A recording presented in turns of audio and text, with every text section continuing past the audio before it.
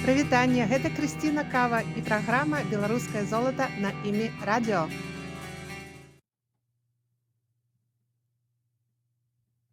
Добрый вечер, любимые белорусы. С вами Кристина Кава и программа «Белорусское золото» на ими радио. Начну сразу с новости. Ну, наверное, это не новость, а так, похвастаться. Вы знаете, наверное, что в Варшаве есть наш замечательный белорусский магазин «Вырой» на Армии Людовой 12. И я сегодня туда заглянула в очередной раз. Боже мой, сколько там всего появилось. И лидский квас, и все наши печенюшки белорусские, и вот эти вот кукурузные палочки, хрумстики, и вообще целая линейка мужских и женских тишоток льняных, и рушники наши, и всякие украшения, брелочки.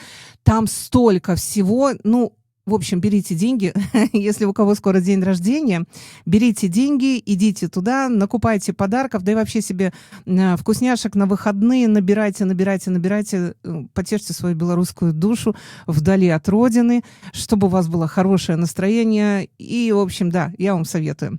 И переходим к нашему эфиру, заявленному эфиру, который у нас первый раз вот в таком направлении. Это очень неожиданно, я думаю, необычно. Мы сегодня будем говорить о наших белорусских традициях с очень неожиданной позиции. У нас в студии сегодня мастер белорусской традиционной ляльки. Она, конечно, сейчас себя сама представит, но я сразу хочу сказать, что мастер очень известный. Я была недавно на ее мастер-классе, и на этом мастер-классе я сама уже я сделала первую свою ляльку такую из ткани ручную. Там вообще нету иголок, не используется ничего, только ручками, боже мой. Если бы я знала, что это так непросто будет, потому что когда, ну вот я была у нее на выставке, и все так ладно выглядит, и кажется, ну это так просто. Век технологий, робототехники, всего остального сделать ручную куколку из ткани. Кажется, ну очень просто. Честное слово, слушайте, я и еще со мной человек 12 женщин пыхтели в течение 2 часов, делая маленьких куколок-подорожниц. Это было очень непросто, хотя мы женщины, и руки у нас приспособлены, и всю мы жизнь там шьем, вяжем, кто что, да? Ну, женское дело такое, да? А тут было очень непросто. Я поняла, насколько технологически сложно сделать правильную куклу, а не просто там что-то из тряпочки. И давайте перейдем к знакомству. У нас в студии гость. И по сложившейся у нас традиции наш гость представляет себя сам. Прошу. Прывітанне. Мяне завуць Вольга, і я майстар традыцыйнай культуры. Вырабляю лялькі, удзельнічаю у варштатах, у конкурсах і выкладаю краязнаўства Беларусі ў беларускай школе ў Варшаве. Оль, ну классно сегодня вы слышите, да, белорусская мова родная. Я надеюсь, что если вдруг Оля будет немножко сбиваться, хотя Оля преподает белорусскую мову, но вы сами понимаете, что сложно говорить, когда к тебе обращаются на русском языке, отвечать на белорусском. Вот, но я думаю, что Оля не собьется, она очень хорошо знает белорусскую мову, а я очень хорошо понимаю белорусскую мову, поэтому проблем у нас никаких не будет. И давай по порядку. Оль, откуда ты? Я нарадзілася ў горадзе Глубокае Віцебскай вобласці. Гэта такі невялічкі гарадок на захадзе Беларусі. Там пражыла палову свайго жыцця и съезжала так само с глубокого. Так, подожди, давай в глубоком немножко останемся. Ты родилась, училась там в школе. Как твоя учеба там проходила? Ну, скажем так, у пачатковай школе я вельмі добра вучылася. Пасля паводзіны перашкаджалі часам не вучыцца, і с 9 класса за паводзін мяне так попросили сойти. Так бывает? Что значит попросили? Так, подожди, почему попросили? Давай объясни. Мой 9 клас супаў з развалам Савецкага Саюзу, і да нас у клас патрапілі, ну не толькі ў клас, а ўвогуле ў горадзе з'явілася шмат бежанцаў. Ну на той час... Бежанцев? Так, ну гэта былі людзі, якія з'язджалі з Літвы, Латвіі, з Каўказа, з Таджыкістана, вось нават у нас у класе быў. І гэтыя людзі проста з'язджалі з краін былога СССР і прыязджалі да нас у горад. Вось. Тады іх не называлі бежанцамі, можа, перасяленцы. Я не памятаю, але вось зараз я разумею, што гэта былі менавіта бежанцы. Людзі, якія былі вымушаны не па сваёй волі з'ехаць у іншае Теперь-то мы месца. это понимаем, что значит беженцы, да? Так. Вось. І я сама са шматнацыянальнай сям'і, то бок для мяне было нармалёва стасавацца з беларусамі, з украінцамі, з малдаванамі, з усімі. І мне было непрыемна, калі некаторыя настаўнікі пачалі выказвацца, чаго вы прыехалі, а што вам трэба, вучыце мову, прычым не беларускую, а рускую мову вучыце. І гэта было так, досыць непрыемна. И какое участие ты в этом приняла? Я пачала заступацца за тых, каго крыўдзілі. На правах таго, што я тут жыву і я маю права выказвацца. Яны прыехалі запалоханыя досыць, асабліва вось две дзяўчынкі з Літвы, яны ўвогуле ў нас нічога не выказвалі, такія ціхенькія дзяўчынкі, і на іх больш за ўсё і выказваліся настаўніцы. Вось, мне было крыўдна, і я пачала за іх заступацца. І ў такой даволі агрэсіўнай падлеткавай форме. Вось, выступалася да таго, што ў 9 класе мне сказалі не прыходзіць у 10. И ты не пришла? Да, я паслухалася і пайшла ў училішча праз дарогу.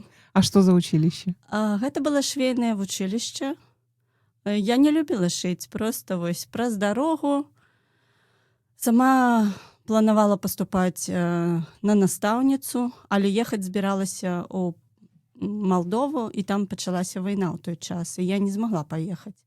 Таму пайшла Слушай, как праз интересно. дарогу. Вот сейчас, если посмотреть, обернуться назад, да, во-первых, и в швейное пошла, а ты сейчас руками работаешь, ты делаешь этих кукол. Потом ты хотела в педагогическое, а вот ты и педагог, да? Да. Ну и, конечно, то, что там началась война, это столько войн. Я просто сейчас думаю, что уже столько войн мы столкнулись с таким количеством. Казалось бы, в мирное время. Ладно, не будем о грустном сейчас. Ты закончила швейное училище и... І вирішила поступати у юридичний. Чего? Хотела професійно уметь отстоювати свої прави, інших прави. Ну і пішла вчитися. Але правда оказалася такою, що вчить одному, а насамрэч усё інше. Тому, провучившися год, я кинула юридичний і пішла у торговое. Торговое где? Так. У торговое у Мінску. А, ты в Минск уехала? Так. Угу. І амаль 10 год пропрацювала у ресторанному бізнесі, у сфері. А в каком? Починала у ресторані «Агат». В Минчане все знают ресторан «Агат», да, да. Ось, почала з офіціантки і допрацювалася до адміністратора, але потім вирішила, що гэта не сямейная. Ну, то бок, гэта не тая професія, якую можна спалучаць з сям'ёй. А потом? Потым я ўзяла адпачынак і пазнаёмілася са сваім мужам. Где? Где? Я взяла отдых и познакомилась с мужем. Звучит так, как будто ты взяла отдых для того, чтобы наконец-то познакомиться и выйти замуж. Не, я просто стамілася, насамрэч, паехала адпачываць у Чорнагорыю, і там пазнаёмілася з беларусам, які жыў у 300 километрах ад мяне. И даже там познакомилась с белорусом. Так. И как это было? И что, замуж сразу вышла? Ён у першы дзень знаёмства прапанаваў выйсці за яго замуж. Ой. Вось, але я на гэта так спачатку падумала, што гэта шутка, увогуле раз'ехаліся і, можа б, і ніколі не сустрэліся больш зноў, але я згубіла свой нататнік, а там быў напісаны адрес працы маёй, і ён мяне знайшоў. Вось. Вот Я он так- нашел твой блокнотик, и в нем нашел адрес, и потом приехал в Минск, и тебя еще нашел. Да, і мяне. Какой упорный, слушай. Вось. Прапанаваў мне выйсці паўторна, ну і я пагадзілася, але сказала, што ў мяне такі дрэнны характар, што ты мяне кінеш праз тыдзень. И через Не 9 кине. месяцев І не кінуў, і у нас нарадзіўся сын Тимофей. Вось. сколько ему сейчас? Праз 2 тыдні будзе 18. Мои поздравления. Ну, я еще лично тебя, конечно, поздравлю. Ну, вот уже озвучила ты. А чем твой супруг занимался на тот момент? Ён працаваў у турыстычнай сфере, і я вельмі хацела працаваць разам з ім, і супруг. Я вельмі сумавала у дэкрэтным адпачынку. Гэта, напэўне, так рэдка бывае, але ў мяне дэкрэтны адпачынак быў насамрэч дэкрэтным адпачынкам. І я вырашыла паступіць вучыцца. Куда? Куда? Турыстычная сфера, колледж, універсітэт, магістратура, і пайшла по гэтаму. Это все ты шляху. закончила, поступила, вот так Так. вот все закончила? Так. С ребенком на руках? Да, мы нават экзамены ездзілі здаваць разам. С кем? Сыну кенгуру. А? М. Вось. І разам здавалі экзамены, разам вучыліся з ім. И если я не ошибаюсь, вот твой путеводитель, да, Так. он родился как раз когда ты училась. Вот можешь об этом рассказать? Что за путеводитель, чем он известен? А он известен, он до сих пор используется в Беларуси. Я вельмі хацела пайсці працаваць. Ну, вось такое странное ожидание у меня было. Хацела працаваць у турыстычным аддзеле у нашым райисполкоме. Ось, прыйшла попросить про працу, а мне прапанавалі паўдзельнічаць у конкурсе. Прычым там до конца конкурса заставалася 1 ці 2 дні. Вось. І я хутенька придумала такі пашпарт турыста. Гэта быў путеводитель, і ён атрымаў перамогу у конкурсе. Путеводитель где? Почем?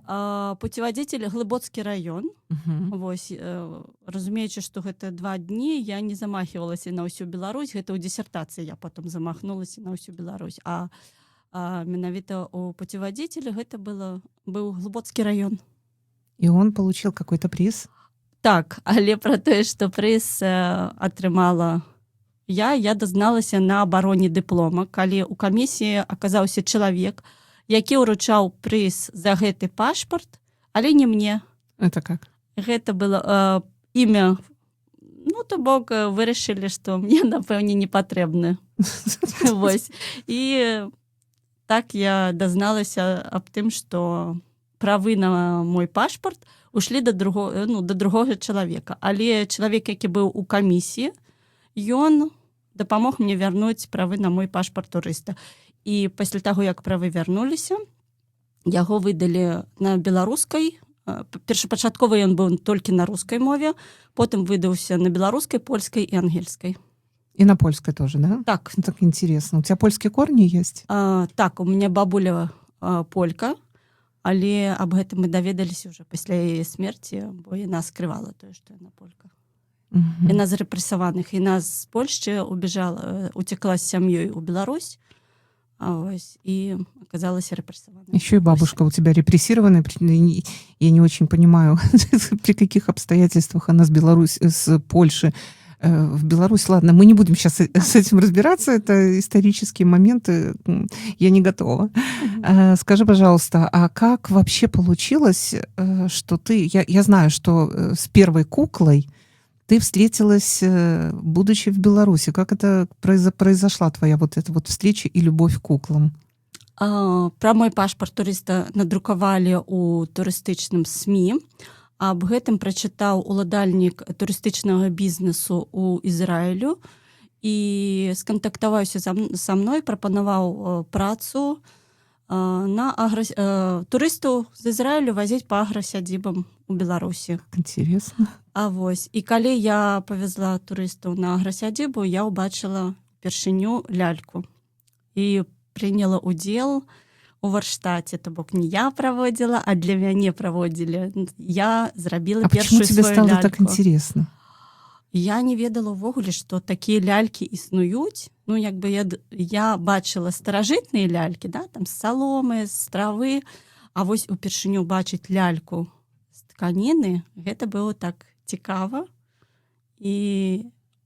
А зрабіць яшчэ цікавей. А кто проводил Варштат? Гэта былі ўладальнікі сядзібы. Там бабуля была, і вось яна паказала нам, як рабіць ляльку-дзесяціручку. Вось, і потым, калі я ездзіла, там у адным месцы одна лялька, у другім другая. Подожди. Что значит лялька-десятиручка? Гэта такая лялька, якую рабіла свякроў ці матуля будучай маладой жонкі, для таго, каб яна паспявала ўсё рабіць, то бок у лялькі павінна было быць 10 рук. Вось, і такую ляльку. Ой-ой. Да. Ой-ой. Але самае цікавае, што лялька на замужу робіцца ўвогуле без рук. Але з дліннай шыяй. Объясни. То бок, калі робіць ляльку на замужа, то колькасць каўнерчыкаў столькі, колькі ты патрабаванняў выстаўляеш свайму будучаму мужу. О. А рукі табе не патрэбны, ён усё будзе рабіць. Але калі выходзіш замуж, Сразу десятиручка. 10, Тебе да. не кажется, что какой-то подвох в этом есть, да? Сначала такая кукла, а потом такая. Так в жизни оно и тоже так случается, наверное, да? Каўнерыкі надо Да, правильно да, рабіць. Что-то знали наши предки. А потом, ты говоришь, стала ездить... Да, мяне у той же час я вучылася у універсітэце, пачала збіраць матэрыял для дыплому, і адна частка з дыплома была традыцыйнае рамёства. І якраз такі і лялькі таксама. І я ўжо пачала збіраць матэрыял не як забаўляльны, а як вось з навуковага пункту гледжання. Вось. І з гэтага пачаўся збор менавіта матэрыялаў па куклам. Я ездзіла ў вёскі, чытала кніжкі, у інтэрнэце штосьці шукала. Ну, больш, канешне, па размовам, бо матэрыялу не дужа шмат. У адрозненне ад Украіны, дзе вельмі шмат матэрыялу, у нас не так много. Не так изучен этот вопрос. Это очень непонятно мне. Я знаю, что, я могу ошибаться, в Беларуси есть 26 диалектов. Так, ну, дакладна нам выкладчыкі в універсітэце казалі, што 26-28 диалектаў. Так. А сколько кукол? Ведь их делали по всей территории Беларуси. И я думаю, что они различаются, там, отличаются, где-то такие. Сколько ты насчитала, если ты их считала, кукол разных? Их вельмі цяжка падлічыць, таму што лялька можа мець аднолькавая назва, але адрознівацца знешнім выглядам. І трэба разумець, што зараз лялек робяць з новай тканіны, а раней рабілі со старой. Расскажи об этом, расскажи, да. Я тоже об этом думала. Я пришла к тебе на мастер-класс, такие яркие ткани, все такое красивое, все такое прям... А я же понимаю, что раньше не было такого. Одежда льняная, прям в хорошем, ее носили, наверное, там до какого-то победного конца.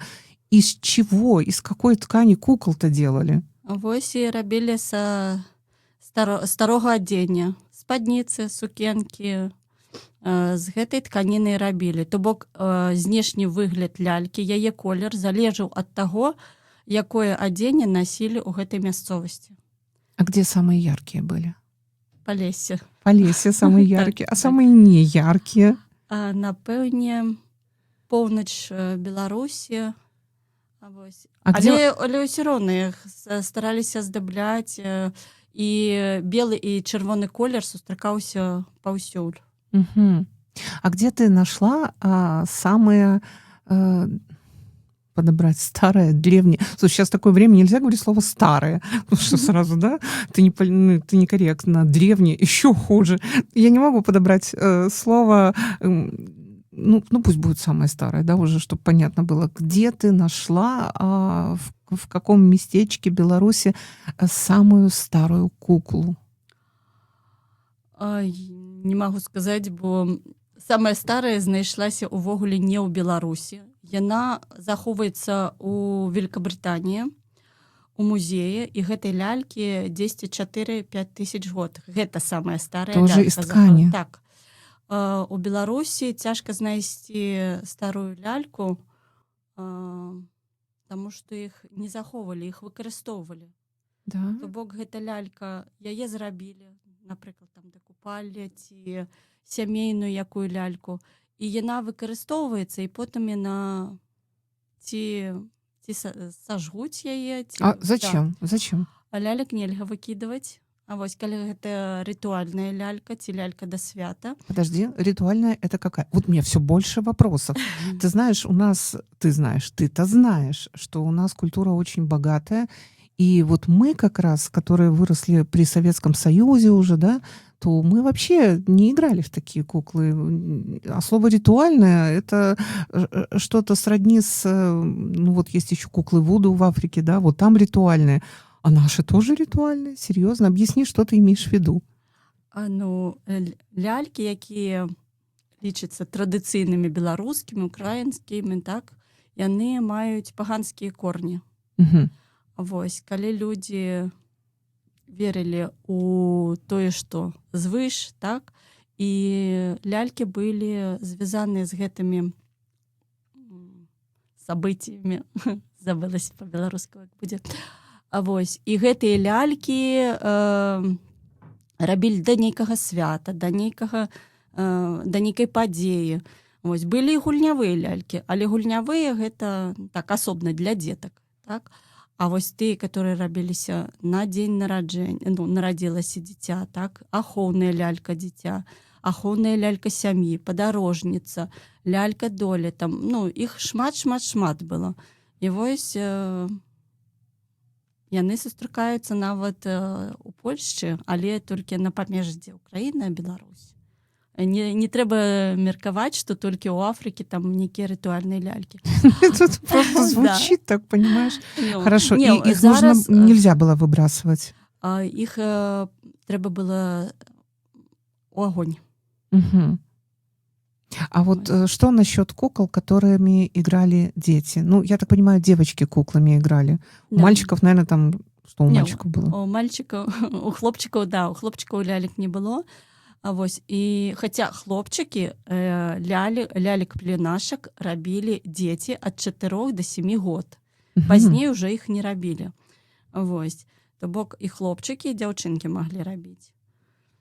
А какие куклы были у девочек? Пеленашка. Какая? Пеленашка. Гэта і была как лялечка. Пупсы, да? Как пупсы потом у нас были, да, такие? Ну, то есть оно такое настроено на материнство будущее. І гэта вось лялька, пеленашка, яна, канешне, называецца па-рознаму, но адпавядае таму, што гэта лялька, вось гульнявая лялька дзіця, і яна сустракаецца паўсюль. І ў Афрыцы, і ў Японіі. Мне паказвалі японскую лялечку, як пеленашка. Яна падобная на нашу. Да? Да, і гэта вось адзіная лялька, якая ва ўсім свеце аднолькавая. А по технологии в какой стране самое сложное исполнение этой куклы? Пеленашки аднолькавая. Да? Да, яна аднолькава робіцца.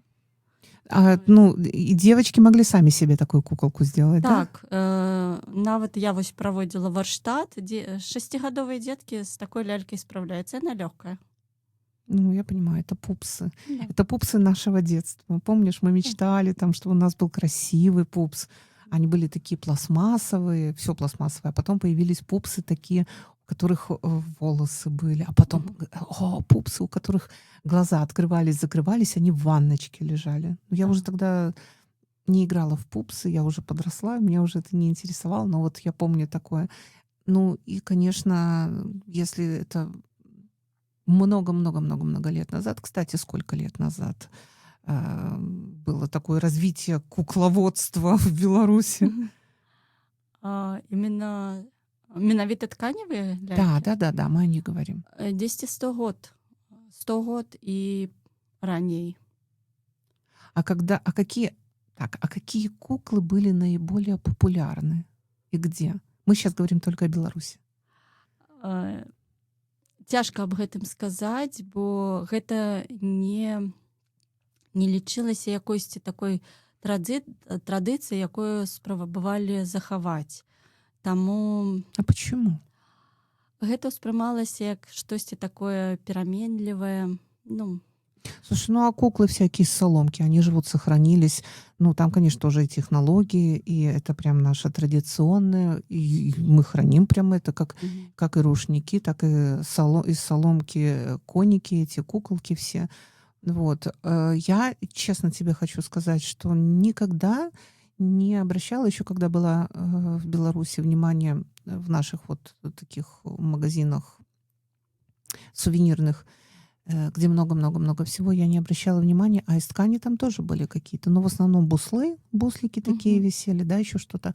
Куколок я не видела или я не могу вспомнить. И честно тебе скажу, что я вот так вот вплотную с ляльками с белорусскими столкнулась в Польше, встретив тебя, когда я их увидела и на выставках еще. Кстати, о выставках. Я же знаю, что твои куклы или ты, как правильно сказать, ты с куклами или твои куклы, участники многочисленных выставок. Напэўне, больш мае лялькі удзельнікі выстаў, таму што у мяне было так, што лялькі былі на выставе, а мяне там не было.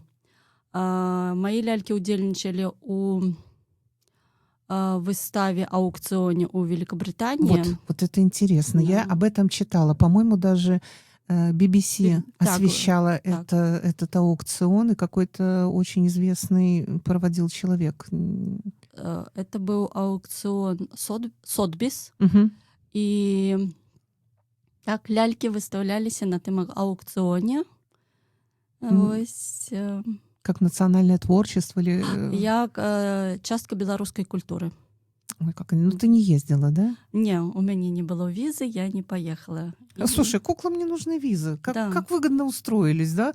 Они Так. могут просто везде выставляться, все восхищаются, смотрят. Ну, вот, І ва ўкраіне таксама лялькі прымалі ўдзел у выставе, а мне не атрымалася паехаць. І, дарэчы, сёння лялькі зноў паехалі ва ўкраіну без мяне я на знаю, фестываль выставы. а я знаю, что у президента Польши есть твоя кукла. Так. Караль Навроцкі атрымаў маю ляльку падарунак на Раство, але не ад мяне асабіста, но гэта была лялька зроблена мною. І тут дуже такая цікавая гісторыя, бо лялька зробленая з даматканага польскага льну, які мне Да. дастаўся ад польскай пані. Вось, польская пані удзельнічала ў салідарнасці і падаравала мне, калі дазналася, што падобны лёс на яе. Слушай, какая Вось, интересная история у куколки. Вось. І я нават не ведала, што лялька дасталася Наўроцкаму. Потым уже дазналася, калі дзяўчына, якая падаравала яму, сказала, что так, гэта тая лялька, якую яна атрымала ад мяне. Я даже в новостях где-то в польских видела фотографию, что он ее держит. Я так, интересно, я узнаю эту куклу в лицо. Я уже их знаю. Ну Так. как? Мяне неаднаразова і запытваліся аб гэтым, што, аказваецца, у маіх лялек ёсць нейкі асабісты почерк. Да, Пазнаюць, есть. што гэта менавіта мае лялькі. А почему у них нет лиц? Ну, в смысле, никогда нету, ну, пустое пространство вместо лица. Ни глаз, ни носа, ничего. Ведь все куклы стараются делать, чтобы они были максимально похожи.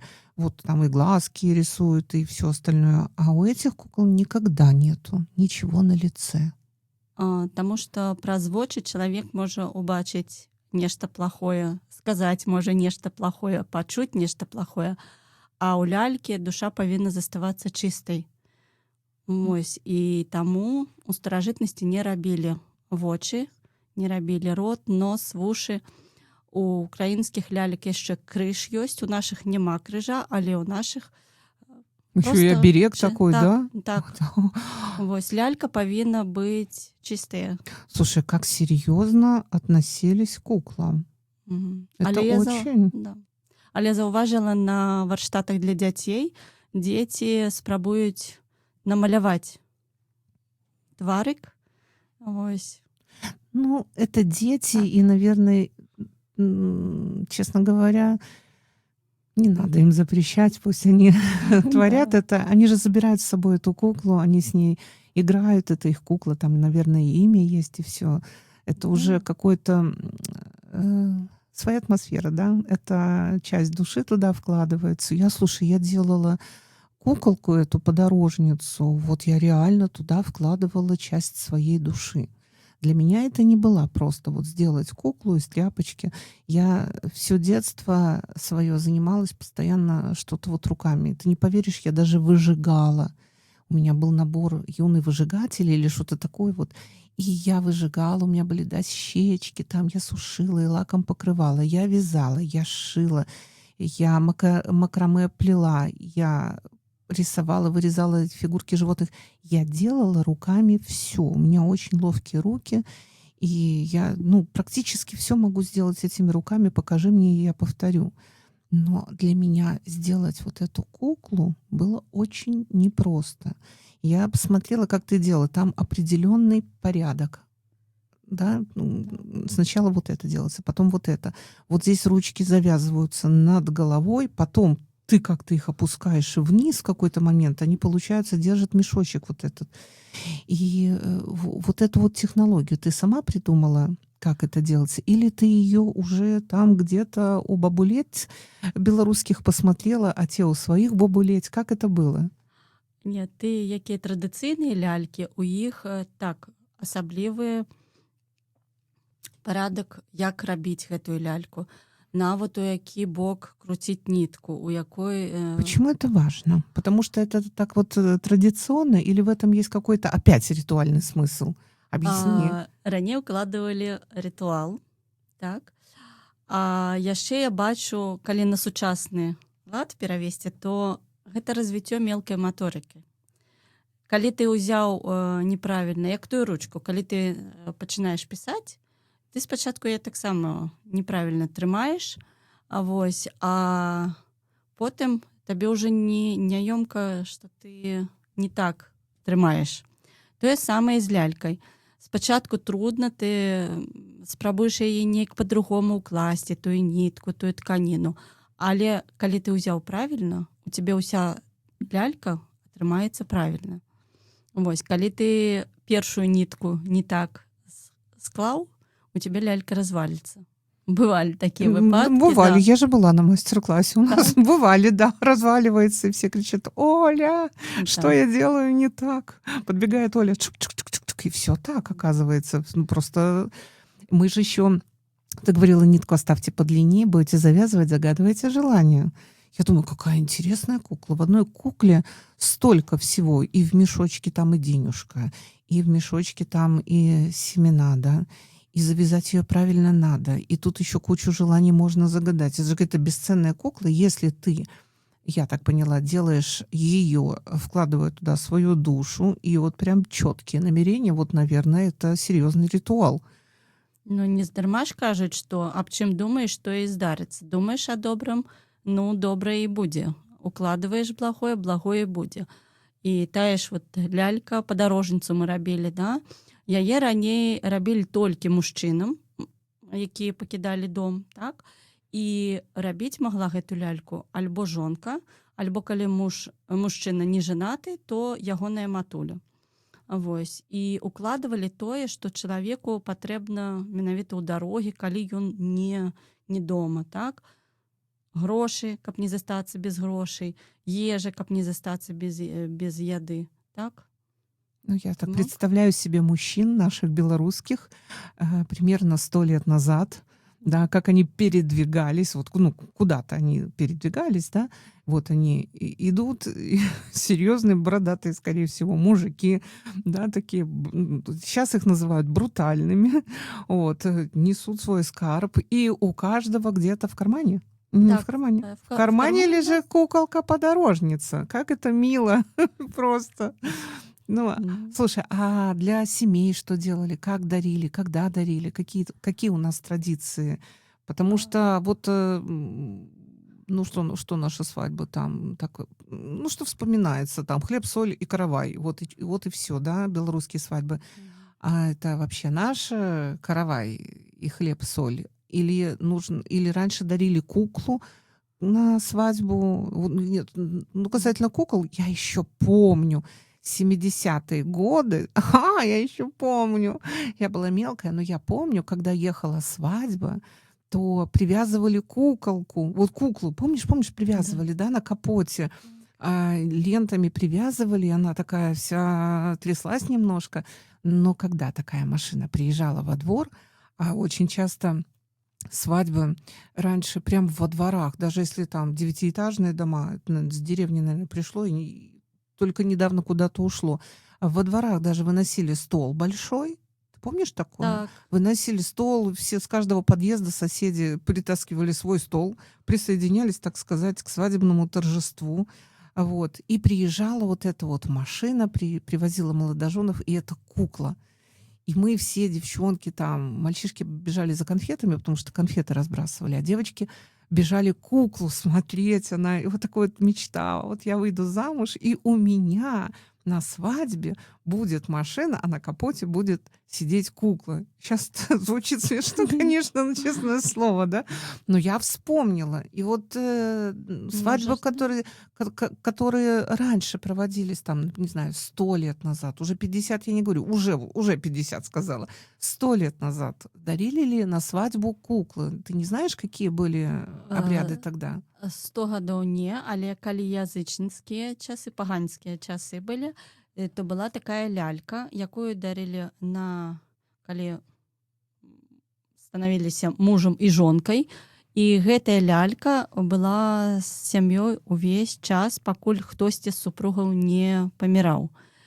І яшчэ такая асаблівасць у гэтай лялькі была. Гэта была пара лялька, але калі нараджалася дзіця, то рабілі ляльку-пеленашку і прывязвалі да гэтай лялькі. І колькі дзяцей было ў сям'і, столькі было пеленашак.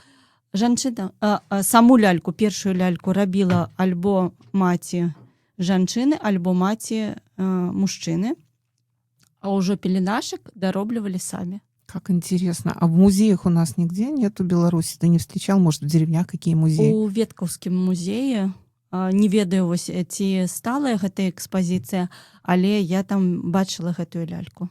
Да, такую? Так, і увогуле там такая багатая коллекция лялек-мотанок. А сколько у нас раньше в Беларуси детей в норме было?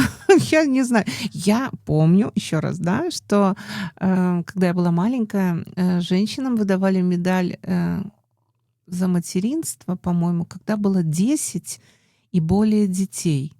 Ну, потом это уже стало, по-моему, 5 и более, да. Там 8, 5. Вот. И я себе так представляю, сколько 100 лет назад в норме в белорусской семье было детей, и сколько этих пеленашек можно было привязать к этой семейной кукле. Ты не знаешь? Не ведаю. У моей бабулі было 6 дзяцей з аднаго боку і з другой, а у прабабулі было 14. Вось. Ага. Бок, можа, так і было. 10, так, 6, 10 ну, дзяцей. Мне тоже, бо 14 мне гэта лічылася много. Ну, у моей бабушки было 3 детей.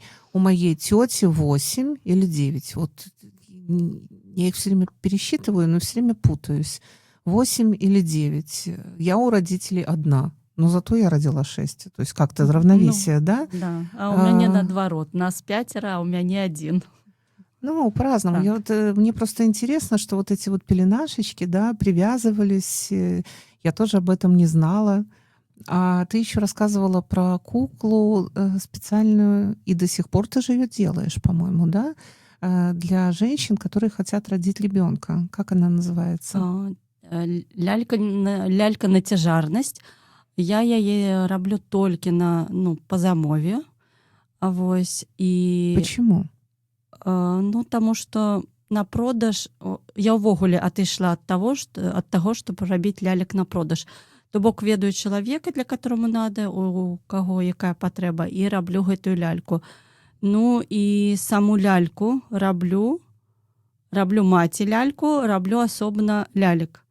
А вось збірае уже ляльку тая жанчына, якая хоча дзяцей. А часто у тебя там с других стран выходят на тебя и просят сделать какие-то семейных кукол, вот таких на беременность? Так, на цяжарнасць у мяне было 4 замовы, а увогуле больш за 20 стран, дзе мае лялькі жывуць. Розныя лялькі. Часцей за ўсё замаўляюць дабрабытніцу і багачы крупянічка. А ну-ка расскажы про них. Дабрабытніца — гэта лялька, якая захоўвае спакой у доме, якая спрыяе таму, каб былі грошы, дабрабыт. Карацей, усё добра было. Ты хорошо рассказываешь, что даже не верится, что это ритуальная кукла. Она ритуальная? Ну да. Калі верыш, то так яно і будзе. Так звучит все по-доброму, хорошо. Да. Вось. А багачы крупянічка — гэта лялькі, унутры якіх зерне. І раней іх рабілі пасля збору ўраджаю, засыпалі зерне, і гэта была не толькі рытуальная лялька, але і практычная. Гэтае зерне, якое было захоўвалася ў гэтай лялькі, да наступнага ўраджаю. Не ўраджаю, а вось як сеюць. Ага. Вось. І потым зерне з гэтай лялькі бралі, засевалі поле, і калі збіралі ўраджай, зноў напаўнялі гэтую ляльку. А расскажи мне, ты вот ездила по нашим вёскам, где ты сама собрала самый богатый урожай кукол, где больше всего сохранилась вот этой вот истории, этой традиции нашей белорусской с куклами? В какой вёске? Где это? Можешь вспомнить? Я больш па паўночнай Беларусі ездзіла. Дзе жыла, там і паблізу ездзіла. Але ведаю, што больш за ўсё лялек захавалася на Палесе, на памежы з Украінай. Да? Да, там самыя такія вялікія Вот меня досвед. сейчас, я вспомнила, ты сказала про Украину, меня удивило, что у них с крестами даже куклы, да, то есть прям такой оберег, но на самом деле, да, это серьезно. И вот моя знакомая, подруга, тоже в Польше живет, и ты ее знаешь, ты делала ей куклу на заказ, по-моему, даже не одну. И вот у нее дома эти куклы спрятаны. И когда приходят друзья, знакомые, никто их не видит. Эти куклы прямо у нее там в специальном месте в шкафу под замком живут. У меня дома куклы в моем доме. Если приходят мои знакомые, они могут видеть кукол. Это красиво, мне нравится. Они очень красивые. Ну, я помню, ты мне подарила ляльку бабу. Сейчас это девочки, чтобы послушали про нее. Мне она очень нравится. Они яркие, они красивые такие. Но я их никогда не фотографирую, никогда никакой Facebook, Instagram их не видит. Здесь уже, да, здесь это мое личное. Я тоже так вот отношусь. Знаешь, я тебе скажу, вот сейчас я вспомнила, можно верить, можно не верить, сплетничать не хочу, но однажды мне одна очень-очень старая женщина, она сказала мне, это уже в Польше, она говорит, вы вот молодые, везде фотографии свои, вот эти ваши, вот там, у нее внуки просто, она в курсе, тиктоки, это все называется тиктоками, да, и Facebook, и LinkedIn, все до кучи, эти ваши тиктоки. Вы фотографии свои везде там размещаете и не думаете никогда о том, что есть люди нехорошие. Я говорю, ну, слушайте, всегда есть нехорошие люди, так что ж не жить теперь. Она говорит, так нет. Вот она мне сказала, что размещайте просто на вашу фотографию фильтр положите какой-то простой. Ну, слово ретушь она не знает, естественно, но просто любой фильтр там, знаешь, там темнее, теплее, вот что-то такое, да. Я на нее смотрю, думаю, блин, что за эзотерика и мистика какая-то в наше-то время. А ей, наверное, уже там лет 86-87, там, может, 89, не знаю. И откуда она вообще про это думает, знает? А ты сейчас сказала, что на куклах не должно быть лиц. Это тоже, наверное, какой-то того времени фильтр, мне кажется, того времени. Ну, так у меня в голове сходится. Хотя ну, казалось бы, да, это же просто кукла. Нет, вообще, мне кажется, в жизни ничего просто не бывает. И вот наши традиции, которые идут сквозь сотни лет, это все очень даже непросто. Очень непросто. Ну, поэтому вот ты сказал, в Украине вообще крестики на них. Я думаю, боже, как серьезно все. Какая серьезная жизнь. А вот расскажи мне, пожалуйста, кстати, вот эта кукла первая, которую ты мне подарила, она меня потрясла. Я не видела такой, хотя у меня 6 детей, и я много игрушек видела в жизни. Хотя это мальчики, конечно, я не покупала кукол, но я видела много игрушек. И вот эта вот девка-баба, перевертыш так своеобразный, она вообще, во-первых, я не знаю, как ты ее сделала, потому что с какой стороны ее не перевернешь, она везде идеально просто. Юбочку обтянула, обтряхнула, волосы поправила, и она уже в порядке. Расскажи, пожалуйста, про эту куклу, что она означает, и кому, и для чего она вообще? Ну, она красавица. Красавица. Давай, рассказывай. Гэтая кукла вельмі такая цікавая, і яна толькі сустракаецца толькі ў Беларусі. Да? Так. І вось як выходзіць з назвы лялькі, так? Дзеўка гэта такая пяшчотная весялушка, так? А другая Там и працавіты, бусики, такие бусики, красивые. І вось у гэтай лялькі две функцыі. Яна павінна, калі на одну старану гэта для весялосці, для нейкага такога лёгкага пачуцця, для любві, для кахання, так. А другая сторона другая сторона, каб паспяваць робіць, каб зарабіць грошы, каб быць паспяховай у прафесіі. Деловая такая баба, да, баба деловая, І бізнес. абедзве яны нясуць у сабе прыгажосць. Яны прыгожыя з адной і з другой стороны, толькі прыгажосць гэта розная. Вось. І тое, чаго табе не хапае зараз, на тую сторону і трэба пераварочваць гэтую ляльку. Ну, я хочу сказать, что у моей голова кружилась неоднократно.